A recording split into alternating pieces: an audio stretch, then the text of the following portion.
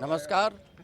इस समय हम बाड़मेर के पचभद्रा में खड़े हैं और जिस तरीके से बाड़मेर की जो सीट है लोकसभा की, वो एक तरह से हॉट सीट बन चुकी है।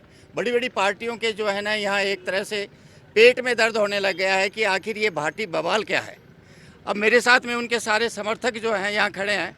पूछें, हम उनसे जानना चाहेंगे कि रविंदर सिंह के प्रति जो है आपका ये समर्थन क्या, मतलब क्या आप इसमें बताना चाहेंगे? देखो, सर्वप्रथम तो ये है कि रविंदर सिंह एक युवा चेहरा है और हर आदमी का ये नेक होता है कि अपनी उम्र का कोई भी नेता होना चाहिए। मेरे पिताजी हेमाराम जी, कैलाश जी, किसी बुजुर्ग को वोट देते आएंगे, वो उनका नेचर था, उनका विवेक था। और मैं युवा हूँ तो मैं रविंदर सिंह के साथ हूँ।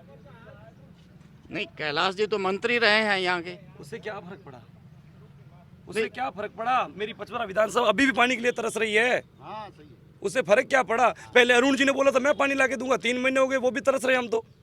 भारत सरकार के कई प्रोजेक्ट आपके इलाके में काम कर रहे हैं, क्या यहाँ के लोकल लोगों को काम नहीं मिल रहा है? लोकल लोगों को अगर काम मिलता तो खारवाड़ा समय की सबसे ज्यादा खारवाड़ा की खाने गई है, सबसे ज्यादा इनकी जमीन गई है, लेकिन हम सबसे पिछड़े हुए हैं। तो एक व्यक्ति जो जोधपुर के विश्वविद्यालय से जो है शुरू करता है अपना राजनीतिक जीवन, फिर विधानसभा पहुंचता है, अब लोकसभा में आ गया। दो बातें जो है बड़ी आपकी चर्चित आ रही हैं, एक तो लाठा है, एक वो दूसरा एक उनका भचीड़ लगा देंगे। ये कोई मुद्दे हैं क्या इनके? ये मुद्दे नहीं है। वो यूनिवर्सिटी में गए तो क्या हुआ? जाया जन्मा तो शिव का ही है ना। इसी तहसील से, इसी जिले से है ना, बाड़मेर से। बालोतरा तभी बना है, हमारा जिला निवासी है ना वो एक ही। जोधपुर जाने से क्या हो गया? वहाँ पे पढ़ाई है, कॉलेज की है, वहाँ के लोगों ने उसको चाहा है तो हीरो बन गया। अब हम चाहेंगे तो हमारे लिए भी हीरो बन जाएगा।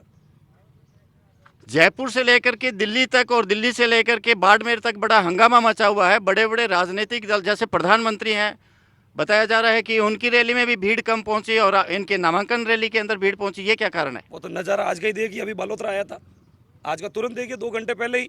अब लोग उसको देखते ही आते हैं, तो वो तो अब नेताओं के मोदी वोदी सब कुछ भी हो, मोदी सबके दिलों में है, लेकिन आज रविंदर है आज की जगह पे।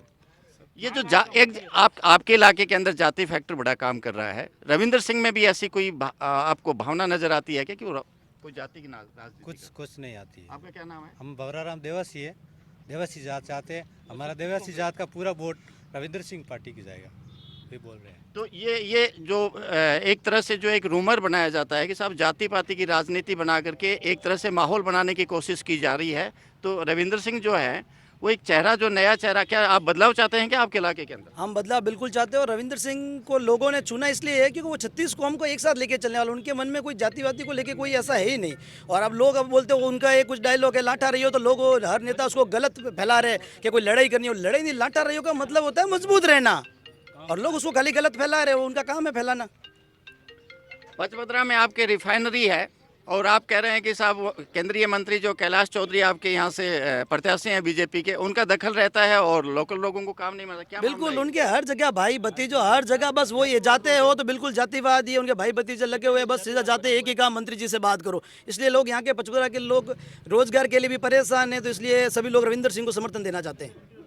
तो ये है हमारे साथ में पचभद्रा के युवा, जो इनके अंदर एक उत्साह भी नजर आ रहा है और एक आक्रोश भी। आक्रोश इस बात का है कि बाड़मेर जैसे लोकसभा क्षेत्र का व्यक्ति जो पहले 2 बार सांसद हैं और मंत्री रह चुके हैं, उसके बाद भी इनके इलाके के अंदर जो है किसी प्रकार का विकास कार्य नहीं हो पा रहा है। वो किसी मेन मामले में जो है जनता के बीच में आते हैं, बाकी वो गायब रहते हैं। रिफाइनरी जैसे मामले में उनकी दखल रहती है, लोकल लोगों को अवसर नहीं प्राप्त होता है। ये एक आक्रोश है और ये आक्रोश का कारण ये है कि युवा चाहते हैं कि बाड़मेर में चेहरे का बदलाव हो। हमें बीजेपी और कांग्रेस से कोई लेना देना नहीं है, लेकिन चेहरे में बदलाव होना चाहिए। और इनकी भावनाओं के अनुसार जिस तरीके से हम इस तहकीकात पर गए हैं, तो ये सामने आया है कि रविंदर सिंह भाटी को इन्होंने अपना नेता मान लिया है और ये रविंदर सिंह भाटी के समर्थन में काम कर रहे हैं। नमस्कार।